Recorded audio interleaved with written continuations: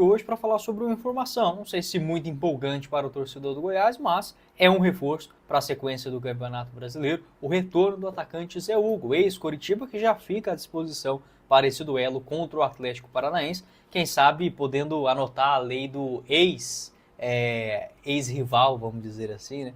Ele que lá no Coritiba era até querido pelo torcedor, foi um reserva na Série A de 2022 com 13 jogos, algo que o Zé Hugo tem essa característica na sua carreira, né, de ser um jogador para segundo tempo.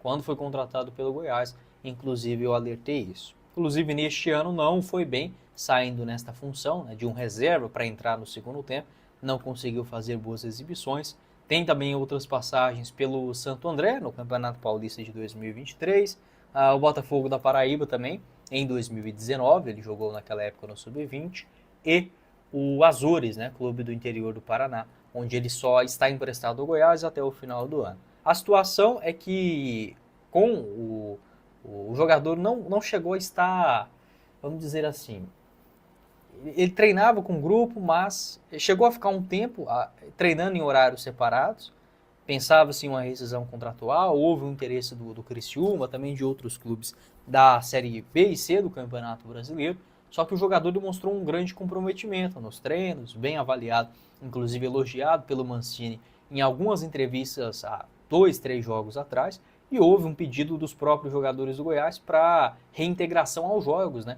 do Zé Hugo, algo que deve acontecer neste sábado em Curitiba, no duelo contra o Furacão. Então, o Zé Hugo, boa sorte para ele nesse retorno, apesar da pouca expectativa do torcedor, pode ser que consiga surpreender, tá? Não custa nada, o Goiás já estava pagando o salário do mesmo jeito, então que seja estando, né, disponível para os jogos. Dos 18 jogos que ele fez nessa temporada, apenas um gol marcado e uma assistência, foi titular 7 vezes, sendo 4 partidas na Série B e foi titular no duelo contra o Operário. Nem acho que ele foi tão mal assim nesses 2 primeiros jogos, contra o Amazonas e o Operário, mas é um jogador que tem muita dificuldade técnica, tá? Não acredito ser um nome para resolver em uma Série B. É uma posição que o Goiás tem muitas opções e acredito que poderemos sim ter saída, né, nessa região do gramado com a chegada do Wellington Rato. Então já tendo 3 novidades, né, para esse jogo contra o Atlético: o Zé Hugo, o Wellington Rato e também o Moraes, lateral esquerdo, que foi apresentado inclusive nessa quinta-feira. Então, algumas novidades para este duelo. O Wagner Mancini que precisa também reencontrar a melhor forma do Goiás jogar, tá? Ter um pouco mais da posse de bola, ou pelo menos ter um pouquinho mais de controle do jogo, sofrer menos nos contra-ataques. Em relação à escalação contra o Criciúma, fazendo aqui uma projeção, o Goiás não tem suspensos, né, do último jogo. Tinha alguns pendurados, o Lovati, o Marcão e o Jajá. O Jajá então tá fora, tá? Somente ele levou o cartão amarelo. A tendência é que para esse duelo o Rafael Gava ainda não fique à disposição. Acho que o Rafael Gava vai desfalcar o Goiás aí por mais alguns jogos. O ataque, ele deve ser o mesmo, porque se a gente pensar que o Jajá entrou, até fez o gol, participou de algumas jogadas, naturalmente ele seria o titular, mas está suspenso.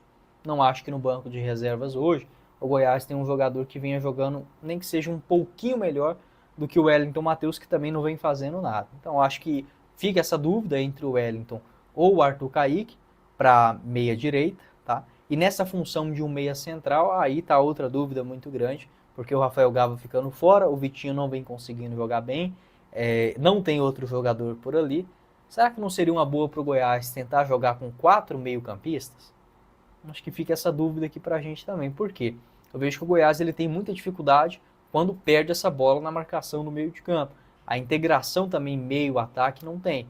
Por que não tirar o Wellington e colocar, por exemplo, um jogador de marcação, ou pelo menos um camisa 8, igual o Rodrigo Andrade, e deixar o Juninho um pouco mais avançado? Algumas possibilidades para esse jogo lá em Curitiba. Não vai ser fácil, o Goiás tentando pelo menos criar uma gordurinha novamente em relação ao G4 da Série B. Neste momento com 30 pontos, 6 de vantagem em relação ao primeiro time fora do G4.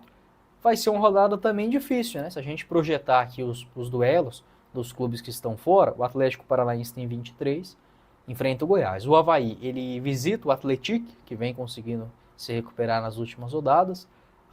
Quem mais? O Cuiabá, ele tem um jogo relativamente fácil contra o Amazonas, na Arena Pantanal.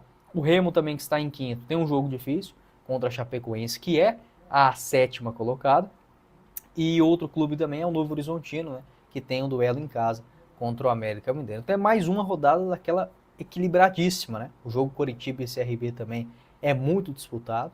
E acredito que o Goiás, por exemplo, com o embate nesse jogo fora de casa, já sairá pelo menos com uma pontuação acima do que o torcedor esperava, até porque os jogos, geralmente lá na Arena da Baixada, não saem com um bom desfecho para o Verdão.